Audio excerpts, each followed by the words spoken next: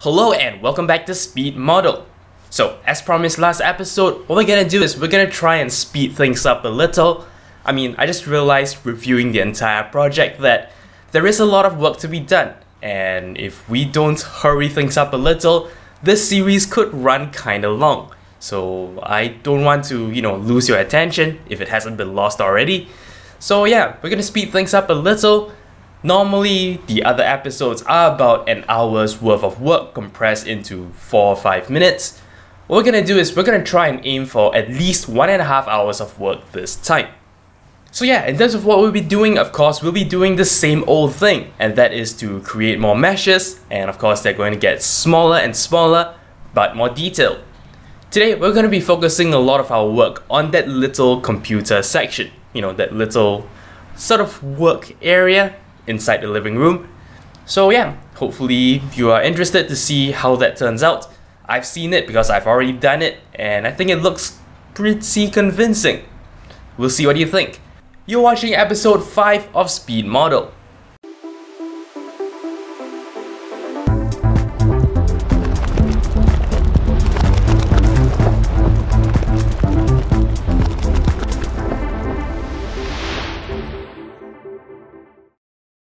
I've been neglecting this part of the house for a while now, but it's time to start work on a little computer desk area. First things first, I built a nice tall swivel chair. To be honest, I've been dreading this for a little while because I had no idea how to even begin to approach building the chair. However, I just trudged along, starting from the base and moving up to the backrest. At least with that stuff in place, I'll have something to guide me as I add more features. Many adjustments had to be made, but when that is done, I have a reasonable idea of what the chair would look like. I connect the headrest to the back of the chair by means of a little bit of curved plastic. With that done, I turn my attention to the chair legs. I simply build a number of cylinders and then extrude the lowest one to create the very familiar 5 legs with the wheels. After that, I do some more adjustments, both to make sure the chair is sitting on a ground plane and also to ensure its proportions and height is reasonable. With that done, I add 2 armrests to the side of the chair, making use of my usual tricks. Grab a cuboid, bevel, subdivide, and deform with a lattice. I extend the mesh and connect it to the underside of the chair.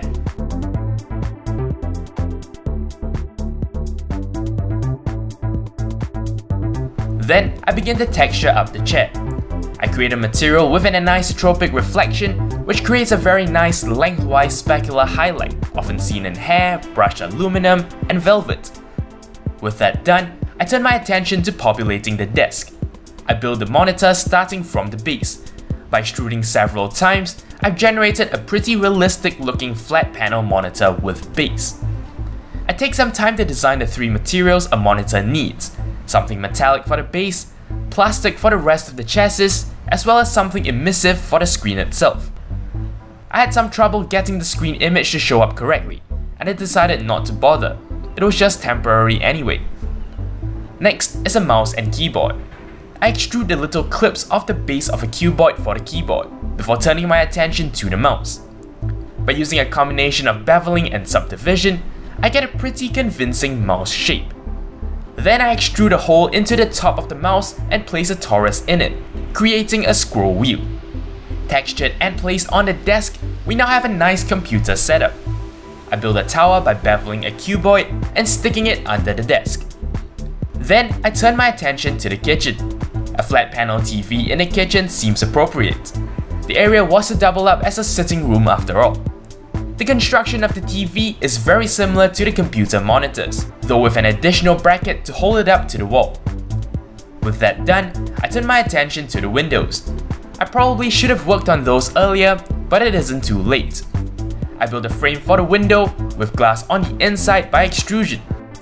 Then I build a very simple handle with a box modeling technique. I experiment with several ways to arrange the panels and eventually settle on creating a little bar in between. I guess that's present on real windows as well for the handle to latch on. I duplicate the windows all around, both to the area right beside it and around to the bay windows. Of course, the shape of the windows there was slightly different, so I had to tweak their proportions somewhat. With all the windows in place and named, we are now ready to render. In case you're wondering about the rendering time, it's not too bad, 1 minute on average. Anyway, the apartment now looks a little something like this. And there you go, that wraps it up for this episode of Speed Model. Thank you very much for watching, and until next time, you're watching 0612 TV. Thank you very much for watching. If you liked this video, consider checking out the rest of my work on my channel. Alternatively, you may be interested in the last season of Speed Model. If you'd like to show me some monetary support, I am on Patreon. You can find a link to my campaign in the video description. Of course, you can simply like this video or leave a comment. I'll be sure to respond as soon as I can. To keep in touch with my future uploads, do subscribe to this channel. And for even more updates, check out the official Twitter account for this channel at 0612TV. Thank you for your support.